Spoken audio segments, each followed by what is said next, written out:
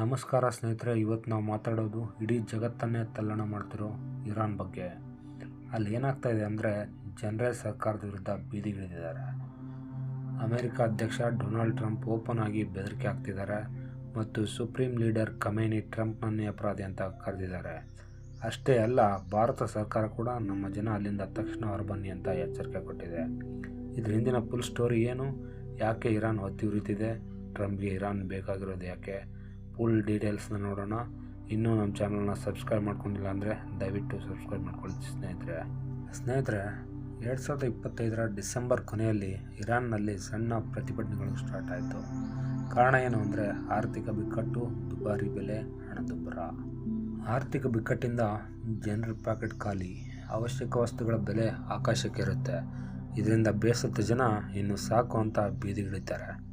ಆದರೆ ಇವತ್ತು ಪರಿಸ್ಥಿತಿ ಏನಾಗಿದೆ ಅಂದರೆ, ಇದು ಕೇವಲ ಬೆಲೆ ಏರಿಕೆ ವಿರುದ್ಧದ ಪ್ರತಿಭಟನೆ ಅಲ್ಲ, ನೇರವಾಗಿ ಧಾರ್ಮಿಕ ಸರ್ಕಾರದ ವಿರುದ್ಧದ ಬಂಡಾಯ.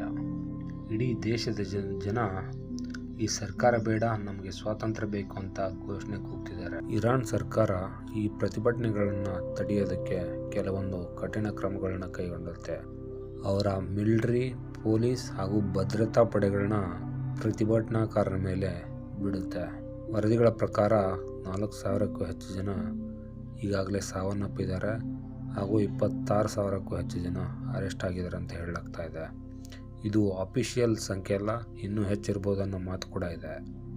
ಇರಾನ್ ಸರ್ಕಾರ ಇಲ್ಲಿ ಇಂಟರ್ನೆಟ್ ಸಂಪರ್ಕವನ್ನು ಕೂಡ ಕಡಿತಗೊಳಿಸುತ್ತೆ. ಯಾಕಂದರೆ ಜನ ವಿಡಿಯೋ ಹಾಕಬಾರ್ದು, ಸೋಷಿಯಲ್ ಮೀಡಿಯಾದಲ್ಲಿ ಸತ್ಯ ಹೊರಬಾರ್ದು ಅನ್ನೋ ಕಾರಣಕ್ಕೆ. ಇದರಿಂದಾಗಿ ಇರಾನ್ನಲ್ಲಿ ನಿಜವಾಗ್ಲೂ ಏನಾಗ್ತಿದೆ ಅನ್ನೋದು ಹೊರಗಿನ ದೇಶಗಳಿಗೆ ಕ್ಲಿಯರಾಗಿ ಗೊತ್ತಾಗ್ತಾ ಇಲ್ಲ. ಇದನ್ನೆಲ್ಲ ನೋಡಿದ ಭಾರತ ಇರಾನ್ನಲ್ಲಿರೋ ತಮ್ಮ ನಾಗರಿಕರಿಗೆ ತಕ್ಷಣ ದೇಶ ಬಿಟ್ಟು ಬರ್ರಿ ಅಂತ ಎಚ್ಚರಿಕೆಯನ್ನು ಕೊಟ್ಟಿದೆ. ಅಂದರೆ ಪರಿಸ್ಥಿತಿ ಎಷ್ಟು ಸೀರಿಯಸ್ ಅಂತ ನೀವೇ ಊಹಿಸ್ಕೊಳ್ಳಿ ಸ್ನೇಹಿತರೆ. ಇಲ್ಲಿ ಡೊನಾಲ್ಡ್ ಟ್ರಂಪ್ ಅವರು ಕೂಡ ಕೆಲವೊಂದು ಸ್ಟೇಟ್ಮೆಂಟ್ಗಳನ್ನು ಕೊಟ್ಟಿರೋದು ಗಮನಿಸ್ಬೋದು. ಅವರೇನು ಹೇಳ್ತಾ ಇದ್ದಾರೆ ಅಂದರೆ, ಇರಾನ್ ಸರ್ಕಾರ ಬೀಳೋ ಸಮಯ ಬಂದಿದೆ, ಹೊಸ ನಾಯಕತ್ವ ಬರಬೇಕು ಅಂತ ಹೇಳ್ತಾ ಇದ್ದಾರೆ. ಅಷ್ಟೇ ಅಲ್ಲ, ಓಪನ್ ಆಗಿ ಹೇಳಿರೋದು ಪ್ರತಿಭಟನಾಕಾರರಿಗೆ ಮರಣದಂಡನೆಯನ್ನು ಕೊಡಬೇಡಿ ಅಂತ. ಹಾಗೂ ಟ್ರಂಪ್ ಅವರು ಈಗಾಗಲೇ 800ಕ್ಕೂ ಹೆಚ್ಚು ಮರಣದಂಡನೆಗಳನ್ನ ರದ್ದು ಮಾಡಿದ್ದೀನಿ ಅಂತ ಅವ್ರ ಬಗ್ಗೆ ಅವರೇ ಹೇಳ್ಕೊಳ್ತಾ ಇರೋದು. ಇದ್ರ ಜೊತೆಗೆ ಟ್ರಂಪ್ ಇನ್ನೊಂದು ದೊಡ್ಡ ಕ್ರಮವನ್ನು ಕೈಗೊಂಡಿರೋದು. ಇರಾನ್ ಜೊತೆ ವ್ಯಾಪಾರ ಮಾಡೋ ದೇಶಗಳು ಅಮೆರಿಕ ಜೊತೆ ವ್ಯಾಪಾರ ಮಾಡಬೇಕಂದ್ರೆ 25% ಸುಂಕ ಪಾವತಿ ಮಾಡಬೇಕು ಅಂತ ಟ್ರಂಪ್ ಹೇಳಿರೋದು. ಇದರಿಂದ ಚೀನಾ ಮತ್ತು ಭಾರತ ದೇಶಕ್ಕೆ ಒಂದು ದೊಡ್ಡ ಮೊತ್ತದ ಹೊಡೆತನೇ ಬೀಳುತ್ತೆ ಅಂತ ಹೇಳ್ಬೋದು. ಇದಕ್ಕಿಂತ ಡೇಂಜರ್ ಸ್ಟೇಟ್ಮೆಂಟ್ ಏನು ಅಂದರೆ, ಇರಾನ್ ತನ್ನ ಜನರನ್ನು ಕೊಲ್ಲೋದನ್ನು ನಿಲ್ಲಿಸದಿದ್ದರೆ ಅಮೆರಿಕ ಸೇನೆ ಯಾವ ಕ್ಷಣದಲ್ಲಾದರೂ ಯುದ್ಧ ಮಾಡೋಕ್ಕೆ ತಯಾರಿರುತ್ತೆ ಅಂತ ಟ್ರಂಪ್ ಹೇಳಿರೋದು. ಈ ಟ್ರಂಪ್ ಹೇಳಿಕೆಗೆ ಖಮೇನಿ ತಿರುಗೇಟನ್ನು ಕೊಟ್ಟಿದ್ದಾರೆ. 2026 ಜನವರಿಯಲ್ಲಿ Iran supreme leader Ayatollah Ali Khamenei ಒಂದು ಸ್ಟೇಜ್ ಮೇಲೆ ಭಾಷಣ ಮಾಡಬೇಕಾದ್ರೆ ಹೇಳ್ತಾರೆ, ಟ್ರಂಪ್ ಒಬ್ಬ ಅಪರಾಧಿ, ಇರಾನ್ನಲ್ಲಿ ನಡೀತಿರೋ ಅಶಾಂತಿಗೆ ಅಮೆರಿಕ ಮತ್ತು ಇಸ್ರೇಲೇ ಕಾರಣ ಅಂತ.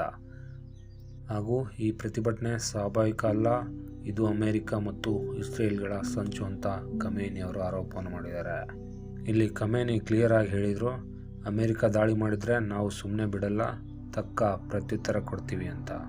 ಅಷ್ಟೇ ಅಲ್ಲ, ದೇಶದ ಒಳಗೆ ಅಶಾಂತಿ ಸೃಷ್ಟಿಸೋ ದೇಶದ್ರೋಹಿಗಳಿಗೆ ಕಠಿಣ ಶಿಕ್ಷೆ ಖಂಡಿತ ಅಂತ ಖಮೇನಿ ಹೇಳಿರೋದು. ಇದಾದ ಮೇಲೆ ಟ್ರಂಪ್ ಮತ್ತೆ ಖಮೇನಿ ಮಾತಿಗೆ ಪ್ರತಿಕ್ರಿಯೆಯನ್ನು ಕೊಟ್ಟಿರೋದು. ಇರಾನ್ನಲ್ಲಿ ಹೊಸ ನಾಯಕತ್ವ ಬೇಕು ಅಂತ ಟ್ರಂಪ್ ಹೇಳಿದ್ದಾರೆ. ಟ್ರಂಪ್ ಯಾಕೆ ಇರಾನ್ ಮಧ್ಯದಲ್ಲಿ ತಲೆದೂರಿಸ್ತಾ ಇದ್ದಾರೆ, ಟ್ರಂಪ್ಗೆ ಇರಾನ್ ಯಾಕೆ ಇಷ್ಟು ಮುಖ್ಯ ಅಂತ ನೋಡೋದಾದರೆ, ಇರಾನ್ ವಿಶ್ವದ ಅತಿ ದೊಡ್ಡ ಎನರ್ಜಿ ಹಬ್. ಅಮೆರಿಕಕ್ಕೆ ಫ್ರೆಂಡ್ಲಿ ಸರ್ಕಾರ ಬಂದರೆ ಅಮೆರಿಕ ಕಂಪನಿಗಳಿಗೆ ಭರ್ಜರಿ ಲಾಭ ಆಗುತ್ತೆ. ಇರಾನ್ 80% ತೈಲ ಚೀನಾಗೆ ಕೊಡ್ತಿದೆ. ಸರ್ಕಾರ ಬದಲಾದರೆ ಚೀನಾಗೆ ದೊಡ್ಡ ಹೊಡೆತನೇ ಬೀಳುತ್ತೆ. ಇನ್ನೊಂದು, ಅಮೆರಿಕಾಗೆ ಪರಮಾಣು ಭೀತಿ ಕೂಡ ಇದೆ. ಇರಾನ್ನ ನ್ಯೂಕ್ಲಿಯರ್ ಆ್ಯಂಡ್ ಮಿಸೈಲ್ ಪ್ರೋಗ್ರಾಮ್ ಅಮೆರಿಕಕ್ಕೆ ದೊಡ್ಡ ತಲೆನೋವಾಗಿದೆ. ಸರ್ಕಾರ ಏನಾದರೂ ಬದಲಾದರೆ ಈ ಪ್ರೋಗ್ರಾಮ್ನ ನಿಲ್ಲಿಸ್ಬೋದು ಅನ್ನೋದು ಟ್ರಂಪ್ ಅವರ ಆಲೋಚನೆ. ಸರ್ಕಾರ ಬದಲಾಗೋದ್ರಿಂದ ಹಮಾಸ್, ಹಿಜ್ಬುಲ್ಲಾ ಮೇಲೆ ಇರಾನ್ ಸಪೋರ್ಟ್ ಕಡಿಮೆ ಆಗುತ್ತೆ. ಇನ್ ಕೇಸ್ ಇರಾನ್ನಲ್ಲಿ ಸರ್ಕಾರ ಏನಾದರೂ ಬದಲಾದರೆ ಅಮೇರಿಕ ಸ್ಟ್ರಾಂಗ್ ಅಗೇನ್ ಅಂತ ಜನರಿಗೆ ತೋರಿಸೋ ಒಂದು ಅವಕಾಶ ಟ್ರಂಪ್ ಸಿಕ್ಕಂತಾಗುತ್ತೆ. ಸದ್ಯ 2026 ಆರಂಭದಲ್ಲಿ ಇರಾನ್ನಲ್ಲಿ ಪರಿಸ್ಥಿತಿ ತುಂಬ ಟೆನ್ಷನ್ ಆಗಿದೆ. ಜನ ಮತ್ತು ಸರ್ಕಾರ ಅಮೆರಿಕ ವರ್ಸಸ್ ಇರಾನ್ ಯುದ್ಧದ ನೆರಳು ಮುಂದೆ ಏನಾಗುತ್ತೆ ಅನ್ನೋದು ಇಡೀ ಜಗತ್ತೇ ಕಣ್ಣಿಟ್ಟಿದೆ. ಇದು ಕೇವಲ ಇರಾನ್ ಕಥೆಯಲ್ಲ ಫ್ರೆಂಡ್ಸ್, ಇದು ಜಾಗತಿಕ ರಾಜಕೀಯ ಆಟ. ವಿಡಿಯೋ ನೋಡಿದ್ದಕ್ಕಾಗಿ ಧನ್ಯವಾದಗಳು ಸ್ನೇಹಿತರೆ.